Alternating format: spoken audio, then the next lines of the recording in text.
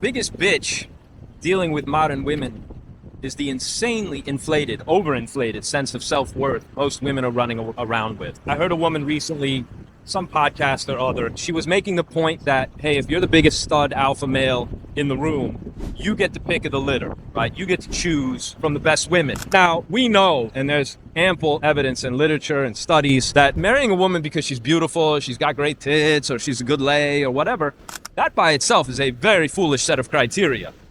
And men will come to learn this truth, right, in their own way, in their own time. But the point of the video was, she was saying, why can't women have the same options and the same optionality? In other words, if you're the best woman in the room and you're an alpha female, whatever that means, right, the idea is that you get to choose the best guys. And that's actually not true. Women do not get that choice. The one choice that I think that not just chivalry demands, I'm a little old-fashioned that way, but for good practical reasons, the one decision that has to be left up to a woman is whether she stays or goes. You cannot make her stay if she doesn't want to stay, and you don't want her to stay if she doesn't want to stay, obviously. She gets to say who she sleeps with, right? We are not molesters. We are not rapists. We do not believe in forcing women to have intimacy where they have no interest in it, right? Let her be there in the bed, in your house, under your roof, in the relationship, because she decided to stay. It's the only way that that works. I've never seen it work any other way, right? Yes, other cultures have different ideas about this, but I don't recommend it. For Western guys dealing with Western women especially, you better have your finger on the pulse of whether or not she actually wants to be with you. She gets to decide that part, but she does not get to decide, oh, I'm the best woman of the bunch, therefore I get the best man. That's not how that works. For the last 25 years or more, young men have heard a lot of crazy advice. Almost none of it good, most of it harmful. The trend was always toward greater acceptance of effeminacy. Look around you. How's that working in your world? The simple fact is there are problems only men can solve. That means the world is waiting for you to step up and get your shit together. Your reward is a life of meaning and achievement beyond anything you currently imagine, including wealth, friendships, female attention, respect. There's no currency of greater value. I set off to explore the world when I was 24 years old, and I haven't been off the road since. I've been lucky. I'm a 4-time national champion. I studied medicine with a mentor in the forest of Central America and got hired at top hospitals like Cleveland Clinic. I went to sea with a mentor, built my own boat, and lived on the water for 5 years, all because of mentors. When I needed mechanical skills, I found a mentor. When I became a writer for a major publisher, I hired mentors, selling $40 million in under 3 years. Because mentors give you the ultimate edge, and you're going to need it. If you're young, your biggest obstacles are confusion, distraction, and inexperience. Fortunately, there are solutions that give you power to move forward with clarity and focus. That's why you need to know about Young Men's Mentoring for the 2020s. Young Men's Mentoring for the 2020s is a one-on-one and group coaching mentorship where you and I and a couple of guys talk about things important to you. I even host live events at my Caribbean headquarters and my jungle hideout in Guatemala, where I lived for 10 years to study ancient healing practices. Each week I have a story and a lesson to share, but you get priority to ask me anything. It could be about family, money, an idea you have for your life or business, women and the dangers of dealing with young women today. Each month you'll hear from an expert who will talk about the fast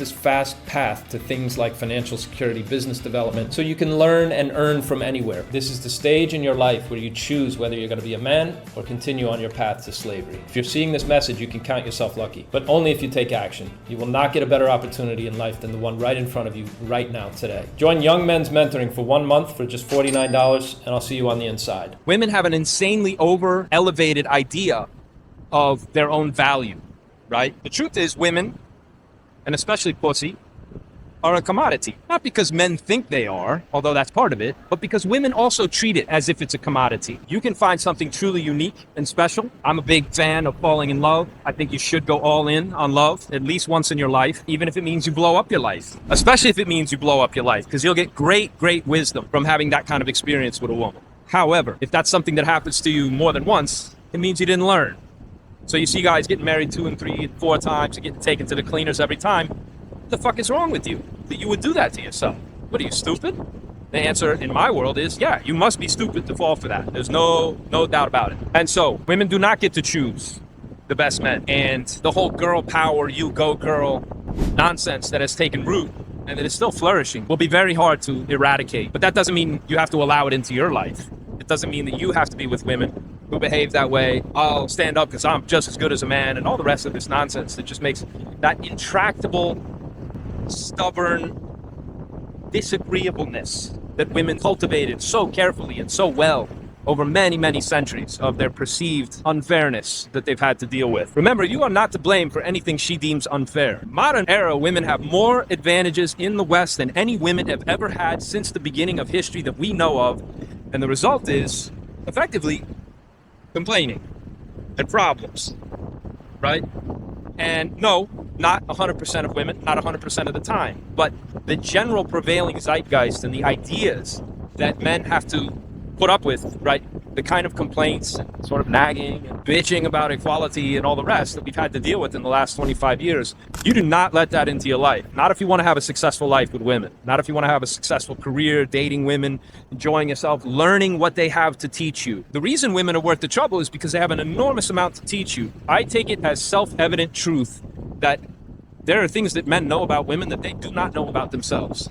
And vice versa. There are tons of things that women know about you that you cannot see about yourself. The only way that you're going to get that lesson is from somebody you deeply, deeply love.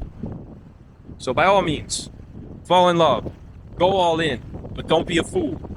Just like I've said in other videos, you don't get married to a woman without a legal agreement. The love thing will cool off and calm down. What you don't want is to be with a woman who has an insanely inflated idea of her own self-worth, so that when she decides that she's too good for you, right, that she has the ability to actually damage and blow up your life. This issue of elevated self-opinion is a feminist idea, right? Men do not operate this way on a daily basis, and you should not let her influence your reality to the degree that you start operating according to her criteria, her values, right? It's a female idea that, oh, well, I'm fine the way I am, and everybody, right?